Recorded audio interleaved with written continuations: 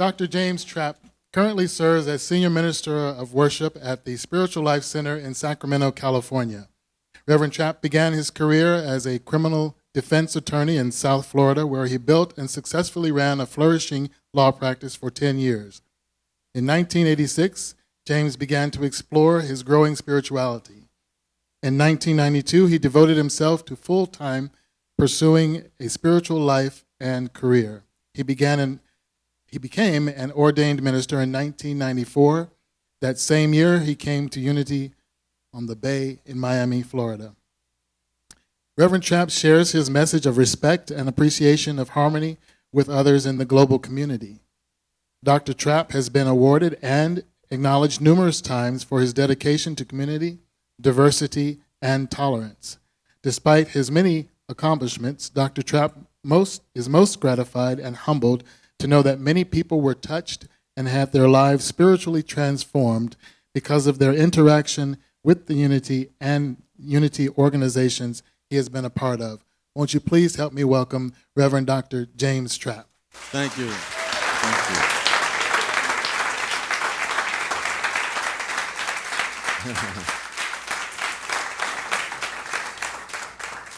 you. Well, thank you so much for that very warm welcome, and it's been a plum pleasing pleasure so far to be here in Honolulu at the Unity Church of Hawaii. And I had a great opportunity to spend some time with the board. On Sunday, we had some dinner, and I had me some mahi-mahi, which I love. I don't generally get a whole lot of that where I'm from now. And that was great. And then the next day, I had a chance to be toured all over the island. And it was Johanna and Lisa and Judy and her husband. And we stopped along the way to get some more, shrimp. And it was so food is a very important thing, a serious thing here in Honolulu apparently, because it's all good no matter where we stop. And I think just being in their presence really represented, the nature of the presence of God that is here, that's within every person. But some places you go, you kind of just really feel it in a really great way, and I feel it tremendously here. And as I was thinking about, acknowledge yourself. And as I was thinking about the presence of God, I shared a story the first couple of services. I'll share it with you. And it's about a young boy named Little Johnny. And you may know Little Johnny. You may have even been Little Johnny or Little Johnny May. Because Little Johnny was always getting into trouble. He got in so much trouble that his parents decided that, what we'll do is send him to a religious school, that he would get some values and get on a straight and narrow path of life. And he had been at the school for a few months. And one day the principal called him into the office and said, "Little Johnny, I want to ask you a question." And Little Johnny got a little nervous because, he knew he was always in trouble, so he's wondering what the heck he did today. And the principal said, "No, don't worry, Little Johnny, you can answer this question. It's a pretty easy question. And the question is, where is God?" Little Johnny got a little bit more distressed at the question. And the principal said, "You've been studying this. You know where God is. Where is God?" And Johnny got a little more nervous and distressed, and he was sweating bullets. And the next thing you know, he darted out the door, and he was running down the hallway, and his brother saw him and said, Little Johnny, what's wrong?" And Little Johnny said, "I don't know. All I can tell you, that God is missing. And they think I have him. They think I got him." Well, we know that as we come to this teaching, we know that God is never missing. As we like to say, wherever we are, God is, and all is absolutely well. And of course, when we gather together for a Sunday service or even a memorial service or a wedding or a christening or a class or a workshop, what we're seeking to do is heighten our awareness of this all good that we call God. And then in a state of fellowship, find our place in that recognition of God for our own life. And then look for ways, look for means, look for methods to stay there and not be distracted by some of the things that happen in our world that makes us forget who and what we are and the power that we have as expressions of this presence that we call God itself. Of course, one of the things that we seek to do is look for those tools. And today I'm going to talk about the power of agreement, or the power of the field of agreement. Now, you may be familiar with this scriptural reference that says in Matthew, I believe it's the 19th chapter and the 20th verse. And it says, wherever two or more are gathered together in my name, there I am amongst you.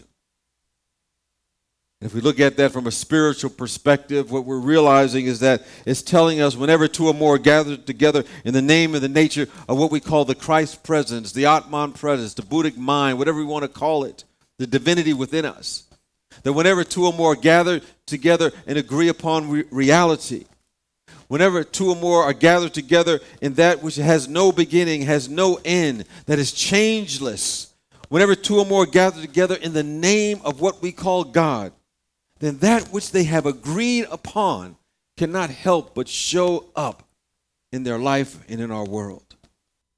And each of us have the opportunity to practice that field of agreement and realize that when we do that, when we're capturing a divine idea, a spiritual idea, then what we're doing is really putting ourselves in a position to reveal the fullness of the presence of God in and as our life.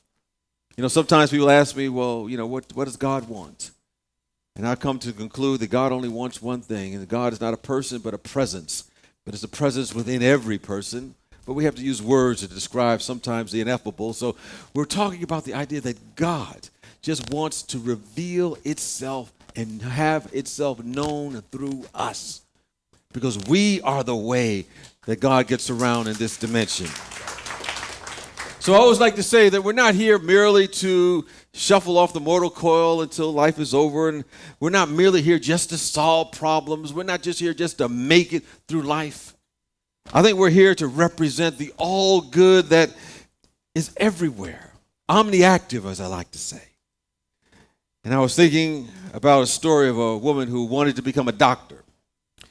And she was in her upper 30s at the time and thought that maybe she couldn't become a doctor anymore. And she ended up going into the helping field anyway as a therapist. But this dream of her becoming a doctor just wouldn't go away. It kind of stuck with her. But she had given it up. And she went to that helping field anyway, and it wouldn't go away, this dream. So she decided that she wanted to go see a minister and share her dream with that minister. And that minister that she went to, as I like to say, he wasn't too enlightened. Because the minister looked at her age, looked at her circumstances, and said, you know, I think you're fantasizing, and I'm going to try to pray for your clarity.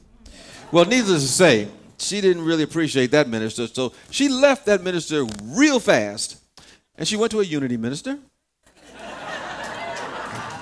And they began to pray. You know, they began to affirm, they began to speak the word, and knew that if this was a God dream for her in her life, and it was real, that regardless of circumstance, regardless of situations, regardless of whatever history that she had about her life, no matter what the appearances may have said about, that dream could manifest and express itself. And so what they did, they got together and they had an agreement. And they agreed that this was going to unfold in their life, and they just affirmed that together. Even though other people may have thought she was crazy to have such a notion in her life. But they realized that she was here for the presence and the power and the love of God. And there was something that was trying to birth itself through her. And it would not go away until she pursued it. And so they worked on it for a while. They held it. They prayed together. And then eventually she was admitted to a medical school.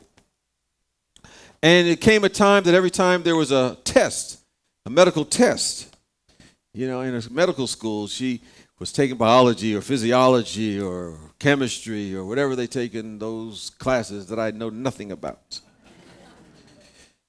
They would pray together just to affirm to help her get through it, because they remember they had that agreement.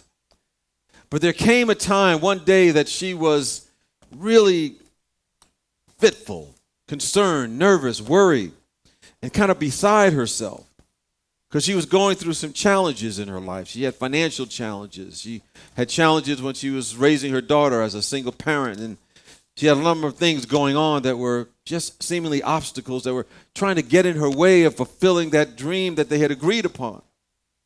And she called him that day and said, I just don't know. I don't think I can make it.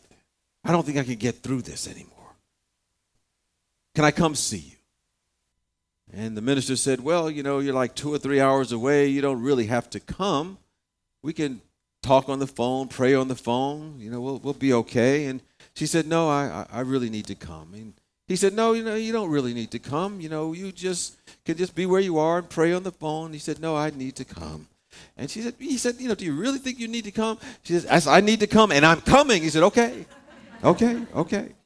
So he waited the 2 or 3 hours it took for her to get to his home.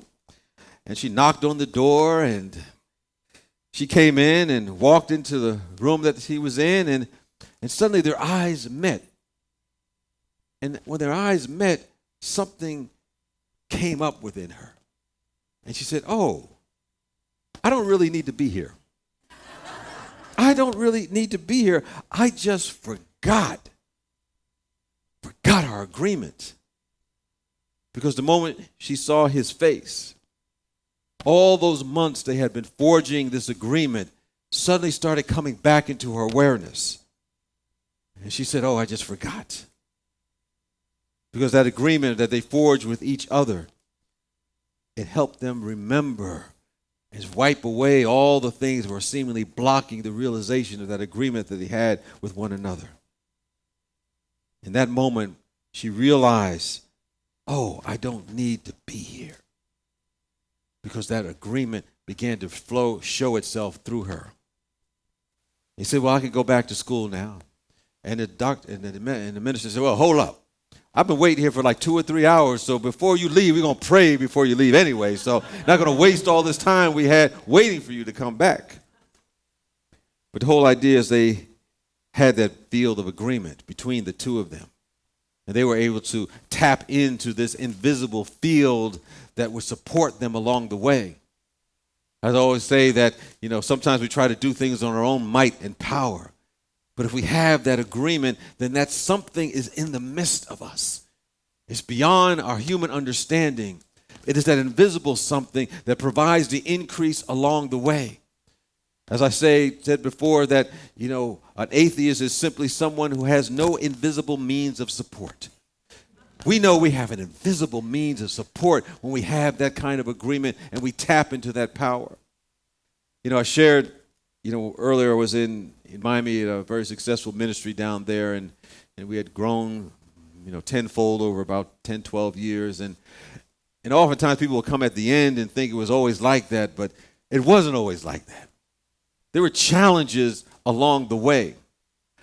And I remember going a particularly challenging time, and, we had a stack of bills. And as I always like to say, there's nothing wrong with having a stack of bills, as long as you have a stack of money to go along with it, to take care of that. And we didn't have a stack of money at that moment.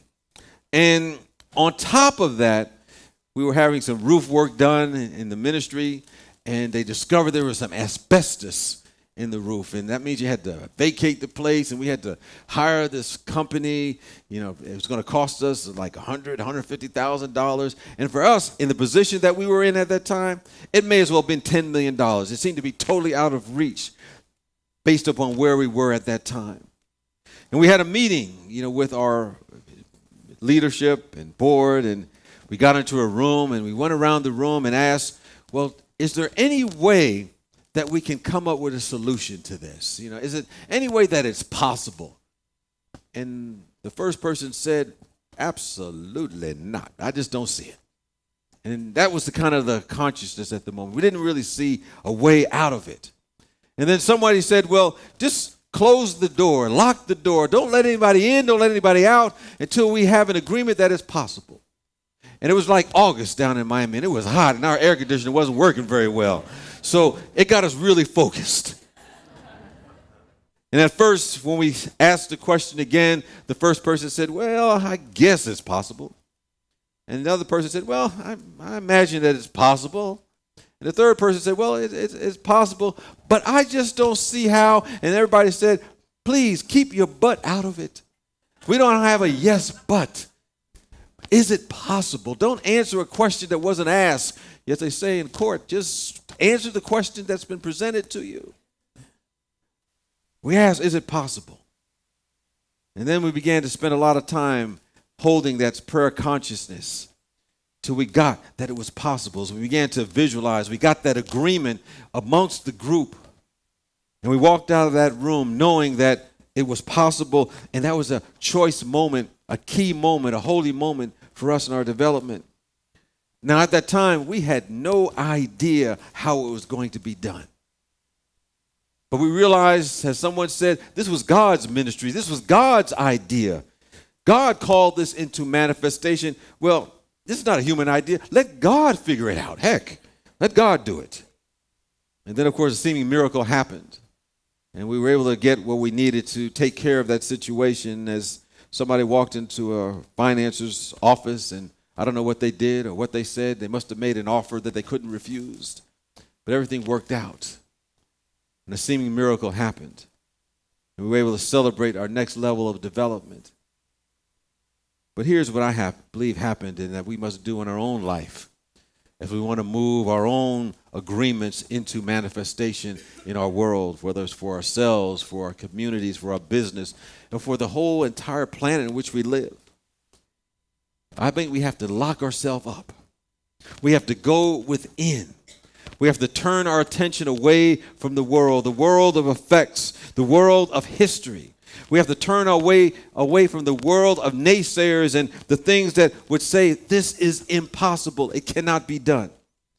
We've got to lock ourselves up and go to the inner sanctuary of our own being until we get an agreement within ourselves and within each other that it is possible. As it says, it didn't say that with God all things are probable. It said with God all things are possible. See, it wasn't probable for this woman, yes, to go into medical school if we looked at the facts. It wasn't probable that we were able to get the finances that we needed at that time when we didn't have the finances that seemed to support it along the way. But it was a possibility. So we have to lock ourselves up. We have to get that agreement. And after we get that agreement, we have to walk in that vibratory field, walk in that answer, feeling that it's already done. It really comes down to a feeling. As someone tells me, it don't mean a thing if you ain't got that feeling. You got to feel it within every aspect of your being. And then whatever you need begins to show up along the way. I believe that's what's going on. You know, this is a wonderful spiritual community. I can feel from the vibration of the people that I connected with, the loving energy that is here.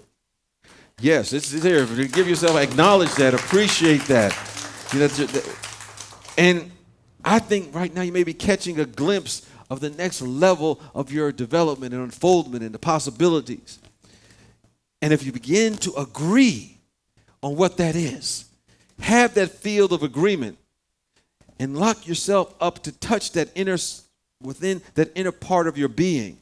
And not move until there's an agreement with every aspect of your being, the conscious mind, the superconscious mind, and each other. Then it will move to its next level of development. I believe that there are many people that in this community that are looking to be healed. And there's a place for them. Go to Unity Church of Hawaii. I look back upon my own experience that when I was going through my dark night of the soul in my own life, everything in my life that I thought was important, I lost and collapsed around me. And I was with a friend, and he said, you should go to this place called Unity. And I said, is that like a church? He said, kind of, sort of, kind of like. Something like that. And I told him, man, I hadn't been inside a church in like 25 years. I said, I ain't interested in going to no church. And he said, no, you ought to go this time. And he kept bugging me and pestering me. And I said, okay, if you don't bother me anymore, I'll go this one time and one time only. So I did go, and I sat in the back near the door, just in case I needed to rush out of there real quick And somebody said something I didn't like. And of course, the speaker that day, the ministers that day, had a message that was just for me. In fact, it was so just for me, I'm thinking somebody stole my file and they gave my file to him in order for him to prepare that talk for that day. I'm going to have to sue somebody for violating my privacy rights or something like that, because that's just a little bit too close to home. But the whole idea is that there are many people around waiting for their own healing.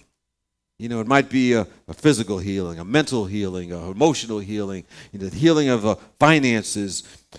And that's available to them right here, and the possibilities are here.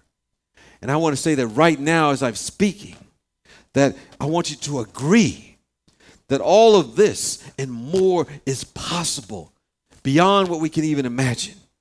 And it doesn't matter what you've done or not done, because the Spirit of God is always dealing with our now consciousness. What are we thinking right now? Not necessarily our past, even if it's been good.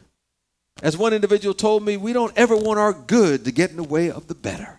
There's always more. This is the way the universe goes, expanding, evolving, and moving forward. And we build upon that has come before us. So we want to have our own field of agreement. You want to come to agreement with all of us right now that we're contemplating our life, contemplating the life of this community, contemplating the life of this world from the highest point of view, and agreeing upon that highest point of view from our own awareness and consciousness. Science has demonstrated that people who are dedicated to prayer and meditation, who are holding a space of forgiveness and love and their connection to this wonderful presence that we call God, that their units of energy, their thoughts are many, many times more powerful than someone who's living in the consciousness of limitation or it can't be done. In other words, one with God is always a majority. There could be 20 people who are in worry. They may be in doubt. They may be in fear. They may be seeing from a perspective of limitation. And they will have their experience, but that's all it is a human experience. But one person connected with the presence of God can be a majority consciousness, because their thought is far more powerful than any thoughts of that limitation that oftentimes we get caught up in. But you add this to it. One with God is a majority, but one or more gathered in my name is a field of awareness, a unanimous field of awareness.